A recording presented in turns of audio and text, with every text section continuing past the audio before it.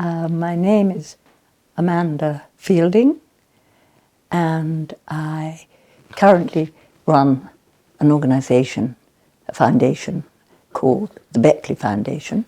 From a young child, I was always interested in consciousness and its altered states, maybe partly because I grew up at this house here, which is in the depths of the country, very isolated, surrounded by 3 moats on the edge of a moor, so we hardly ever saw anyone. And so one had nothing much to do except mooch around and think about one's own consciousness.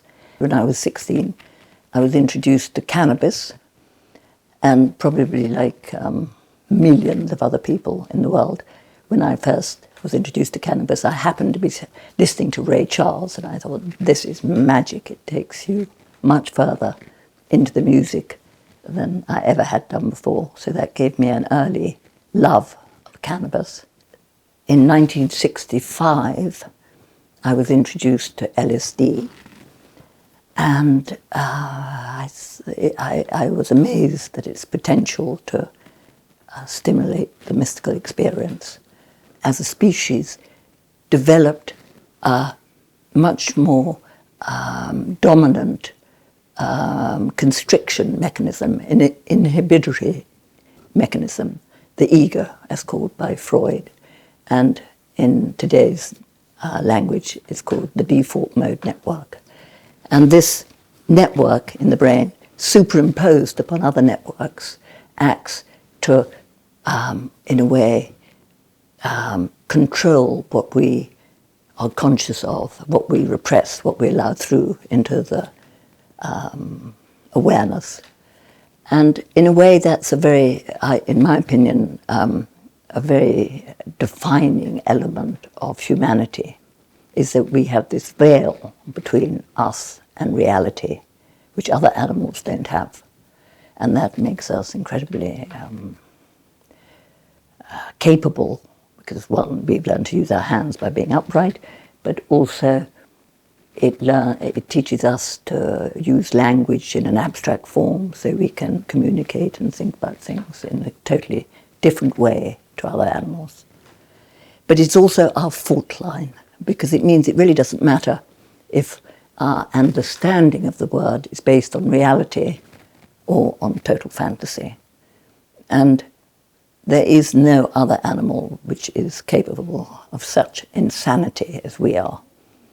And so my passion came to try to understand the human condition, including myself. I use myself as my own laboratory. The taking of a psychedelic is rather like it fertilizes the soil.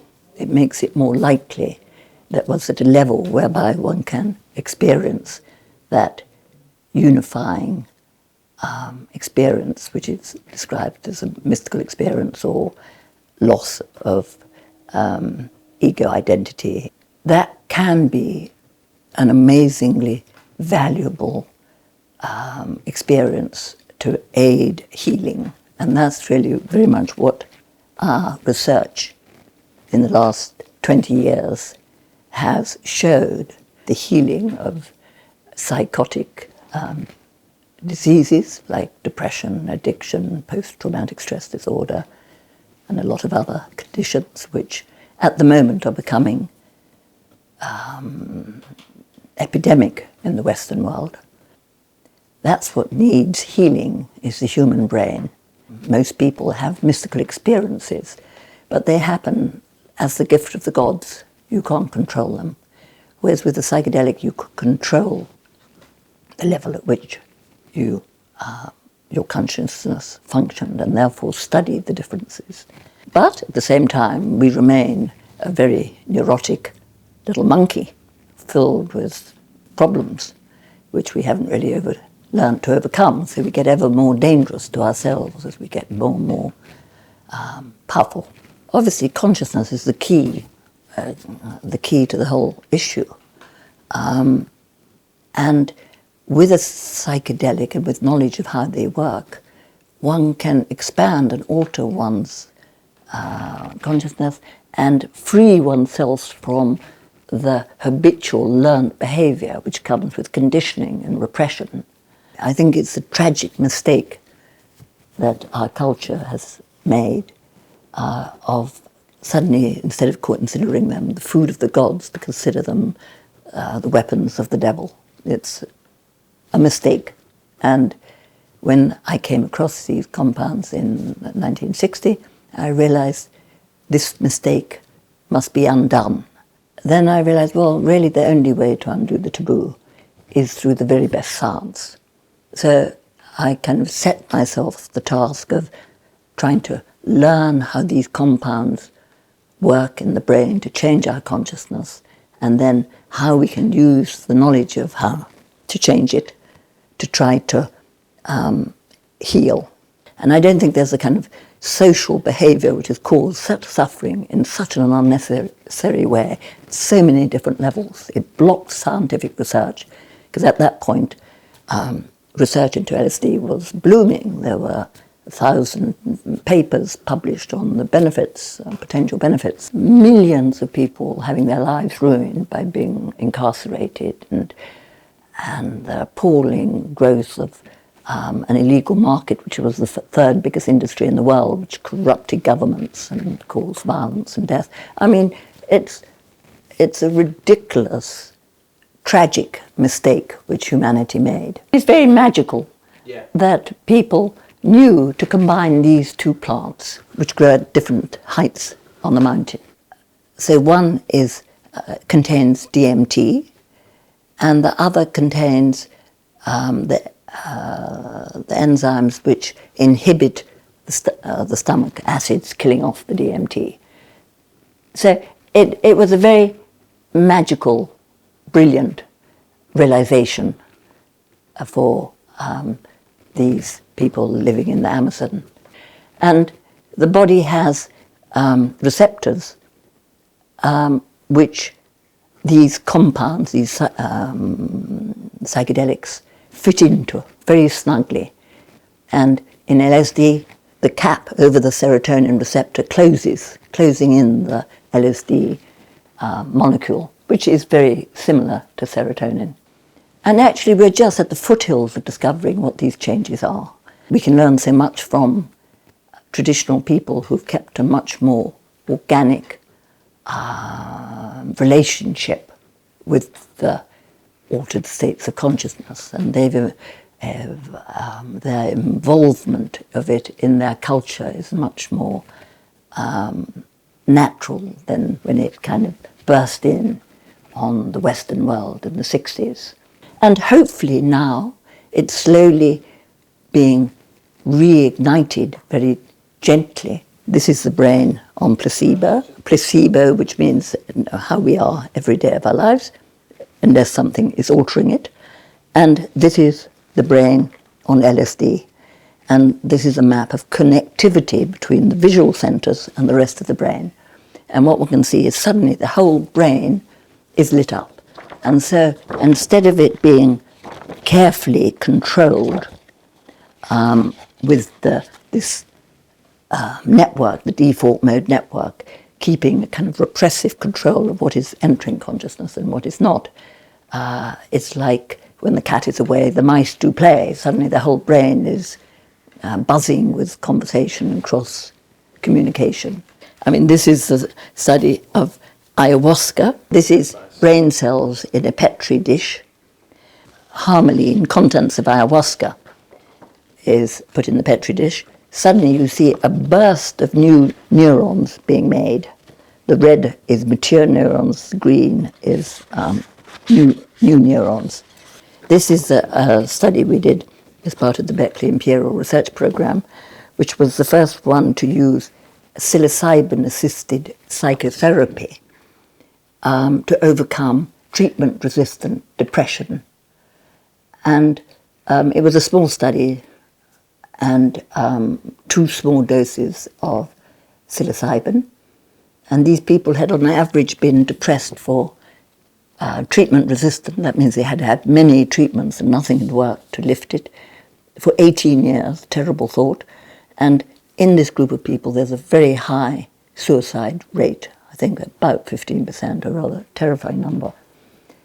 And anyway, this treatment of psychedelic assisted therapy, managed to shake the settlement of the depression and get deeper into the psyche. And really, after a week, 67% of the people were depression-free. After 5 weeks, 42 or whatever. Amazingly successful. 1 in 3 teenage girls in England is now depressed. The increase of SSRIs, which is the only kind of medicine which was invented 30 years ago, whenever it was, and is very limited in its success rate, in a sense. It only touches maybe 50%, and it has side effects and has to be taken every day, and dangerous side effects, which can include suicide. We need a new paradigm, a new approach. It's thinking outside the box, going with the flow. I think we need to get it out there for the public. I think at the moment we're at a transitory state where we need to use science as the tool to make this new understanding acceptable to society. But that's not the end of the game, that's the beginning of the game. What we want is for these magical compounds, the food of the gods, as they used to be called, to be available for responsible use, whether it's healing, whether it's joy, whether it's love-making, whether it's creating new artworks, whatever. Every great civilization we know of had the use of mind-altering substances as at their core. I mean, the whole classical world on which our society is based had Eleusis, the sacred place outside Athens, where every Greek and Roman citizen went and experienced an altered state of consciousness through drinking the elixir of, which was probably based on gotimin, what LSD is made out of. And they experience dying and being reborn. Socrates and Plato all talk about it but it was a mystery. It wasn't allowed to be talked about, so it was always secret. I think we will become a greater civilization when we absorb this knowledge, not as a kind of foreign body, but as a part of our cultural inheritance. And there is also a cultural acceptance of the use of it.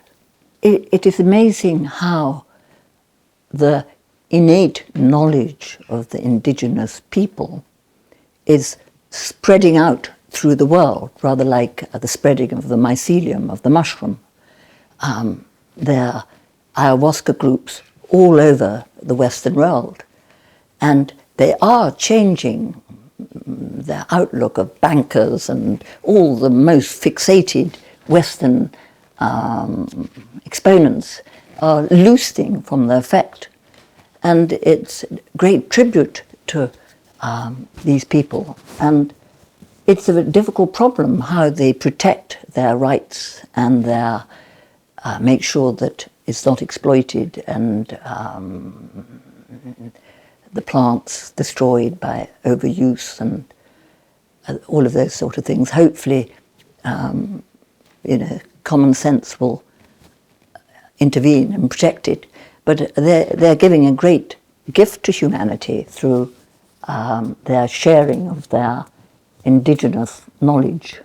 And in that way, they're so very superior to the Western culture. Young people have ayahuasca put on their tongue when they're born, and it's part of the integration of the society, the use of it. And it would be lovely if in Western culture that would become more normal. And I suppose the first breakthrough from our rigid prohibition is clinics and retreat centres where people have the opportunity to go and take these compounds in a protected environment. I think it's absolutely obvious that having a regulated market, a regulated system, whereby instead of being prohibited and thrown into the hands of criminal cartels and so that it's, whatever it is, the third biggest industry in the world, is insanity. It's obvious insanity. We need people who know to think about it, and how do you regulate them to enable their benefits to spread and be taken advantage of, and at the same time do your very best to minimize the harms, like a good parent. It's difficult to get a rebalance, so we have to go through it very carefully and cautiously, step by step. And the first step is to reschedule these compounds. By these, I mean cannabis and the psychedelics. They have immense medical potential, which has been used since the beginning of humanity. We should reschedule them from Schedule 1, which means extremely dangerous and no medical benefits whatsoever. That is blatantly untrue. So they should immediately be taken from Schedule 1 to Schedule 2, which would mean that we can much more easily do research without mad extra costs and difficulties, and also doctors can prescribe them. Funnily enough, in India, which had a civilization of using ganja, cannabis, and opium since it was since prehistoric times, they had no word for addiction before the UN imposed upon them prohibition. The Western society is like the ego.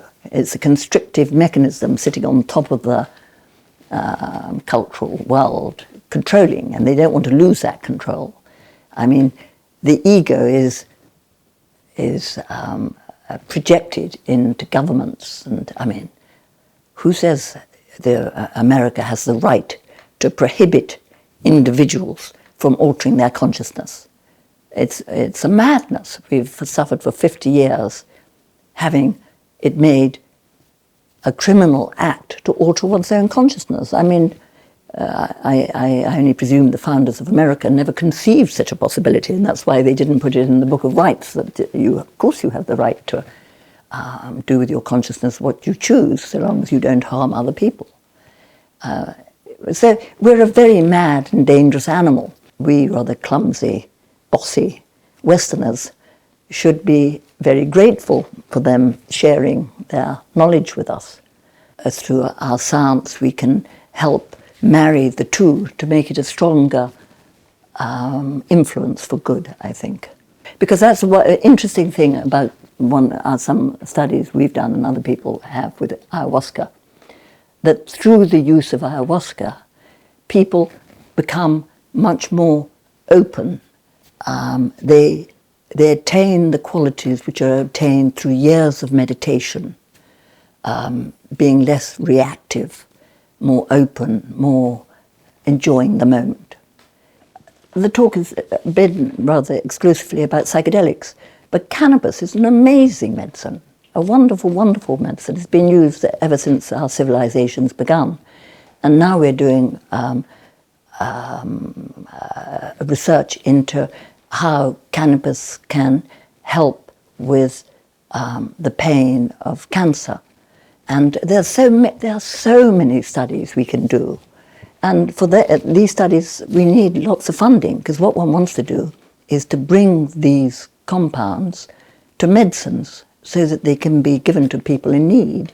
And at the same time, that will make people realize, well, these can be truly useful compounds. They shouldn't be contained within prohibitionary networks. They should be contained within knowledge of how to use them for those who want or need to use them, and how to minimize the harms which can come with the use of these compounds if used in ignorance. And so that's a very exciting training period. We need to train enormous numbers of therapists to know how to help people overcome their psychological traumas with psychedelic or cannabis-assisted therapy. And the point of the psychedelic or the cannabis, they both do the same thing basically, is make it more malleable, basically increase neuroplasticity. So increase the potential to learn, to change behavior. And that's, once it's settled in adulthood, it's very difficult to do without having something to aid it physiologically. And that's what these compounds do. And that's why they are the new paradigm of psychiatry. And I think our research will more and more prove that. And hopefully there'll be clinics and retreat centres and spreading. And instead of being the work of the devil, they'll become what they are, which is a wonderful gift of the gods for us humans to have advantage of. Let us hope we stop before we destroy them and the other species and indeed ourselves. But, we're a very destructive species because basically we're destructive because of the neurosis. And if we can clean out the neurosis, I'm sure we can go back to being lovable little monkeys. And let's hope that this softening out of the jungle can save the day.